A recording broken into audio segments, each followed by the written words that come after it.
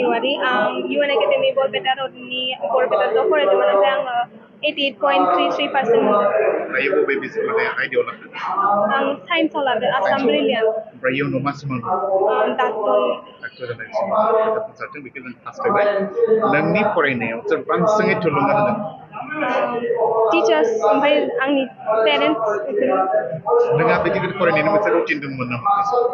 माने आं हराव फरायोमोन आं हराव फरायनो मोजां मोनोमोन नालाय आं हराव फरायोमोन ओमफ्राय मबाइलखौ माबायदि बिदिनो दसे नायोमोन बे दसे टाइमाव मा नायो माबायदि साबजेक्टखौ नायो आं गासिखौबो समानानो फरायोमोन ओमफ्राय आं मेथ्स बांसिन मोजां मोनो नालाय आं मेथ्स बांसिन बानायोमोन मबाइलखौथ' बाहायो दा मबाइलखौ बाहायनाय समाव नों बबे कन्टेन्टखौ नायोमोन इउटुब नायोमोन ओमफ्राय बिदिनो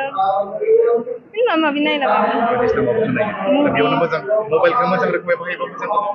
जेरैबायदि हमनानै ला आइस जानो थाखाय दायो कानसार मोनसे एप बिदि बिराद माखासे माने थुलुंगाथाव माबाखौ मोनो नङा होमबा दा बिदिनो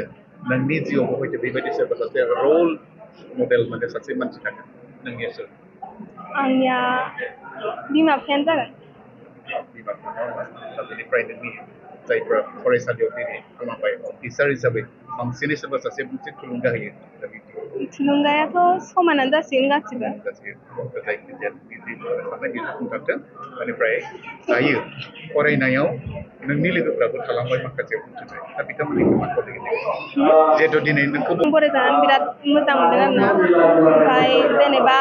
आंनि कनफिडेन्सखौ बुस्ट खालायनाय जाहैबाय इयुनावबो मोजाङै बांसिन मोजां जाबावथों नोंनि लोगोफ्राबो थालांबाय माखासे दा बिथांमोननिखौ मा खावलायगोन माने बेफोरो इनियाथ' मेटार खालायखाया माने इयुनाव बेयो दा 10नि रिजाल्टआ मोनसे फार्स्ट चेप्टारल'सो लाइफनि ओमफ्राय बिराद बुरजा दंबावो बे बिगिनिंल'सो ओमफ्राय माने बेयाव खम मोनबाबो जेबो माबा गैया उनाव मोजाङै फरायबानो नों मा गोसो बेखौनो जानो हायो आरो जुलि जानायनि उनाव नोंथांमोना गथ' मोनाखै नामा देहायारि जेंनानि थाखाय गथ' मोनै बिसि फिसायनि थाखाय गोजोनथाव खौरां क'क्राझारनि MRM देहा फाहामसालियाव जुलि जानायनि उनाव गथ' मोनैफोरनि थाखाय लानानै फैदों मोनसे मोजां खाबु फैगौ 24 मेयाव क'क्राझारनि MRM देहा फाहामसालियाव गथ' मोनै बिसि फिसायनि थाखाय बेसेन नाङै मोनसे देहा सिबिथाय खाबु लानानै फैदों फैगौ 24 मे खालि क'क्राझारनि MRM देहा फाहामसालियाव गायनोलजिस्ट आरो IVF स्पेशियलिस्ट डक्टर कल्पना जेना नोंथांमोननि गथ' मोनै देहायारि जेंनाखौ नायनो थाखाय फैगोन बेनिखायनो जायफोर बिथांमोना जुलि जानायनि उनावबो देहायारि जेंनानि थाखाय गथ' मोननो हायाखै बिथांमोना 24 मे खालि क'क्राझार सहराव थानाय MRM देहा फाहामसालियाव बेसेन होनाङालासे नायफैजानो आरो देहा फाहामगिरिनि सुबुरुन लाफैनो हागोन